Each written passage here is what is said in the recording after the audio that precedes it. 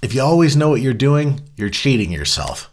I'm Ray Myers, and welcome to Craft versus Cruft. Today, I'd like to give you some insight into my personal learning process, which has led to, I believe, a lot of success in programming, software engineering, what have you. And that is quite simply the notion of getting outside your comfort zone, being willing to be comfortable with your discomfort. If you're getting into coding for the first time, you are very familiar with that. You see these symbols on the screen, and it seems totally insurmountable that you'll ever be able to decipher them, right? But then slowly you get there.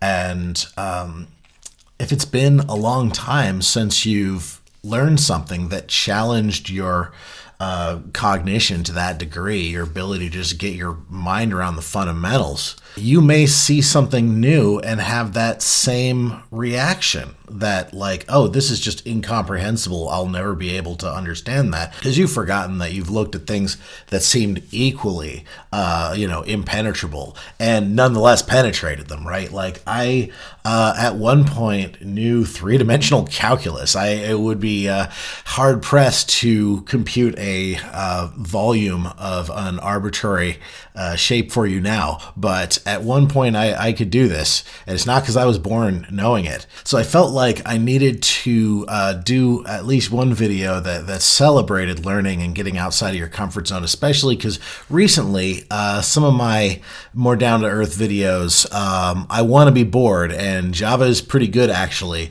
are about actually kind of staying in your comfort zone, right? At least when it comes to production, like where are you going to spend your innovation tokens? Hopefully not on your foundation. You spend them where you need to spend them. If the ideas on the table are going to solve the problem at hand, then probably stick with the ideas on the table. But I hope I was clear that that's a matter of, what we do in production. It's not a matter of limiting our own personal learning journey.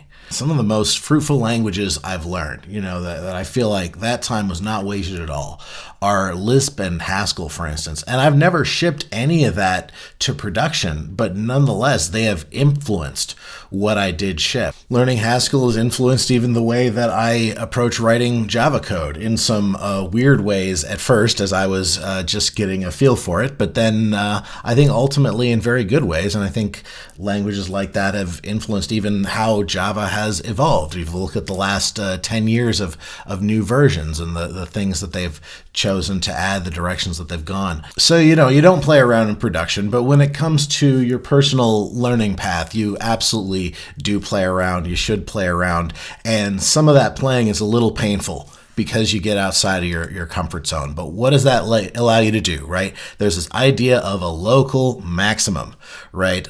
This is a maximum, but it is not the maximum. The maximum of the range shown is over here, but we're over here, right? So just incremental changes around, allowed us to climb this little hill, but they won't let us get any higher. We're going to have to get outside of our comfort zone if we're going to, realize what may be very large gains over here, or off the map completely. That's a little abstract. Let's be more concrete. Some programmers, I'm told, don't like regular expressions. They find regular expressions very difficult. They don't want to learn them.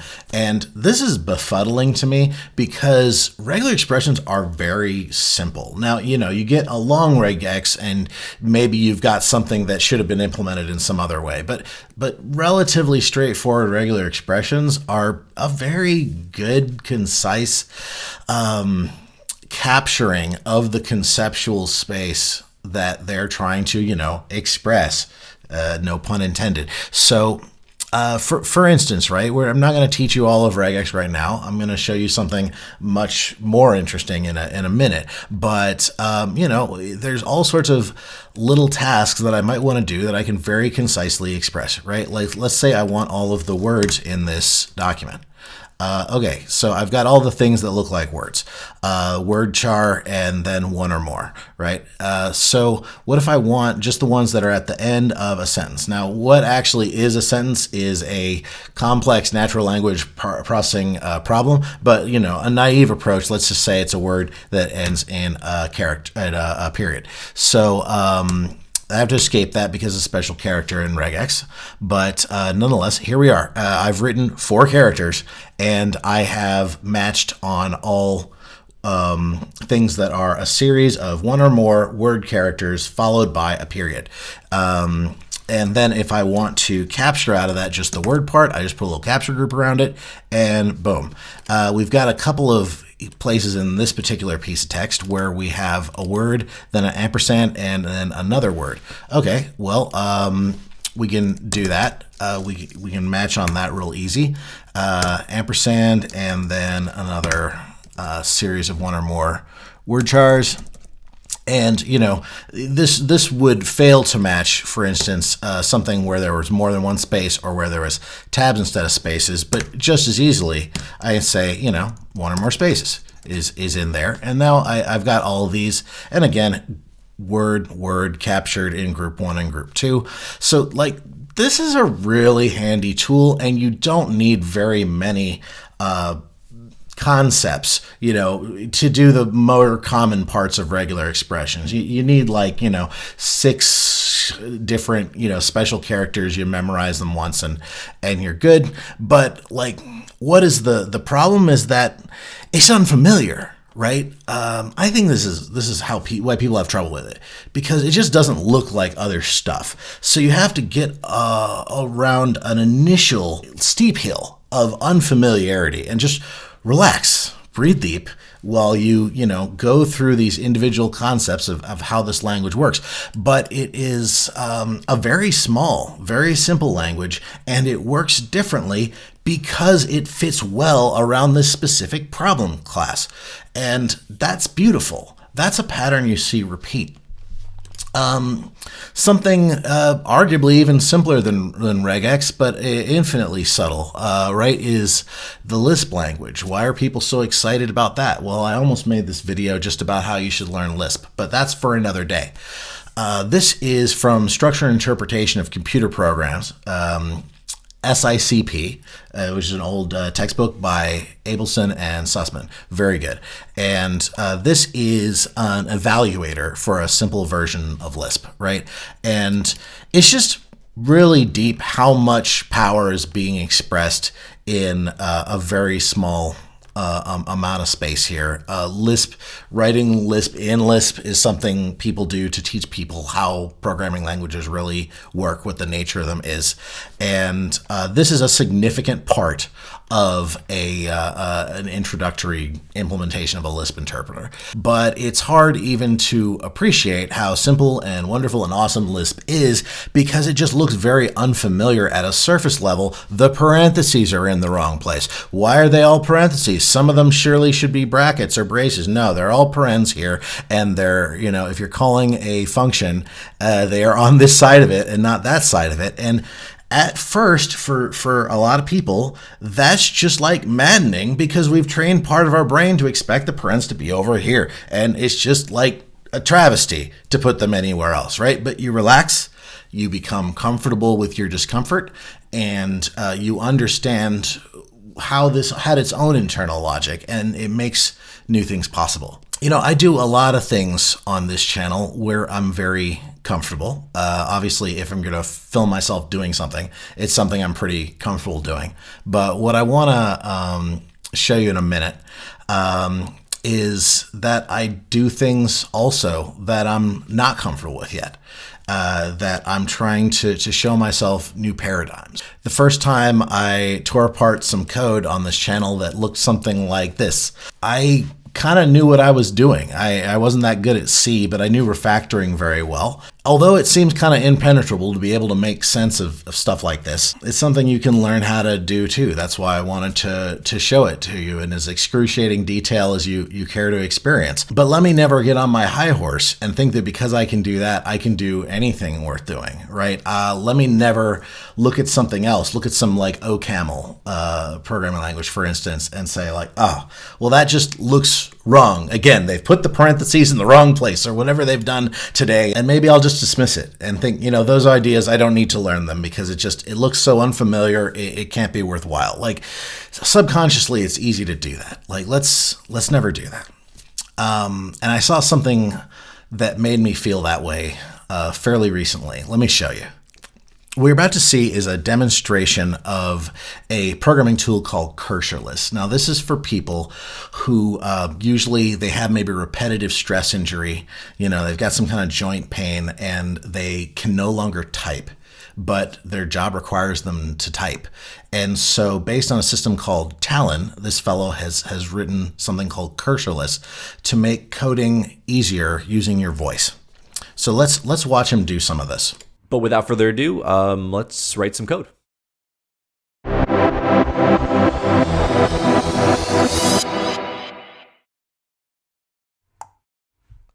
Snip foreign word index num1 spam word num1. Chuck forth car next func enumerate bring urge. Next snip foreign bring plex past urge. Clear last card drum and urge num2 pre-stack bring call air tug square. Bring plex make plus num1 stack south snip if bring made. Make plus bring urge is equal bring gust next make return square bring plex spam bring 2. Drowse. And there you go. What just happened? What just happened? What has he done? Where did you go? What did you see? Like this is crazy. He just garbles out this alien speech and code appears. So he's got a talk that I saw on Strange Loop was how I heard about this, right? And it's this whole little mini language, specifically for doing code edits. And he talks about, the primitives that it has and how it works. And again, there's not much going on there. It's fairly simple.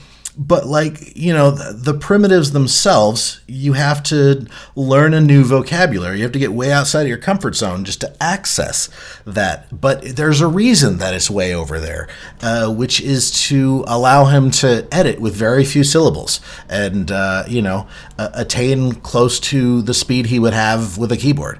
And so he talks about, the core abstractions it has. A mark emits a target that proceeds through a pipeline of modifiers defined using scopes, and an action operates on the final target. He also says this operates from right to left, so from the end of the phrase back to the beginning.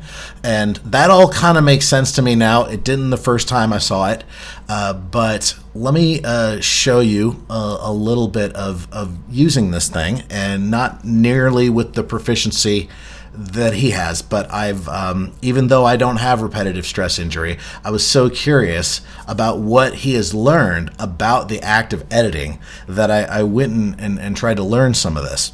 Okay, so the first thing you have to do when you learn to use this is you have to learn the alphabet all over again, because there's a phonetic alphabet, but not like the military phonetic alphabet, one that's a little more compressed so that all the letters are in one syllable. So that's the first thing I did, is I had to spend a few hours learning the alphabet again, and I kind of know it. Let's pull this up here. So this is the code that he wrote earlier, and I managed to, in a lot more time than he took, garble out enough of these instructions to make test cases for it. And let me just try to use it now. So I'm going to use it just to type all the characters at first, but then you're going to see how these characters are used to actually navigate as little handles that are around the different things on the screen. Like these are all targets that I'm going to access using that alphabet as well. Talon wake. Tab new. Air, bat, cap, drum, each, fine, gust, harp. Delete, gust, harp. Sit, jury. Crunch. Look, made, near, odd. Pit, quench. Red. Sun. Trap, urge, vest, whale. Delete, vest, whale. Plex, yank, zip. Pour line second. Talon sleep. Talon sleep. All right, so between my unfamiliarity and some camera anxiety on top of that, you can see I can barely type the alphabet. I am humbled, right? But nonetheless, right, there is a lot of power here. So what I'm going to do next is I'm going to type a few sentences, and then I'm going to show you how the hats are used using that phonetic alphabet to navigate very quickly around to different words in front of you. Talon wake. Sentence. The quick brown fox jumped over the lazy dog. Dot.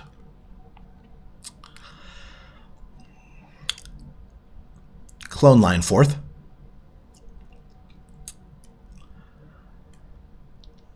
Take drum. Take look. Take trap. Take vest. Take jury. Take odd. Take bat. Take quench. Take harp. Take gust. Take zip. Take blue odd. Take blue vest. Take pink find. Undo that. Take pink find. Take pink quench. Go way down. Pour line second.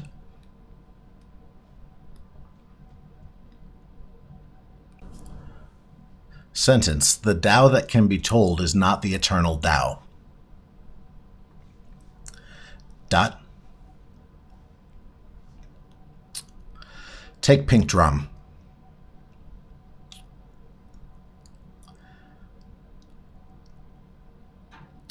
Trap air odd.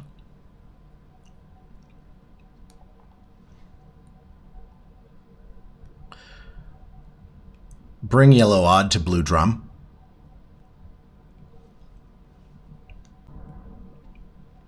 Format title at fox odd.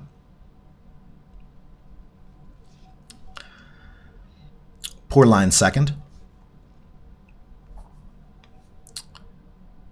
Sentence. I have but three things to teach, comma, patience, simplicity, and compassion. Undo that.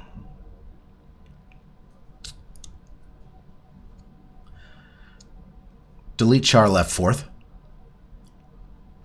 Comma. Space. Say simplicity, patience, compassion. Dot. Enter. Sentence. These are your greatest treasures. Dot. Pour line second. Sentence. With patience, the most tangled cord may be undone.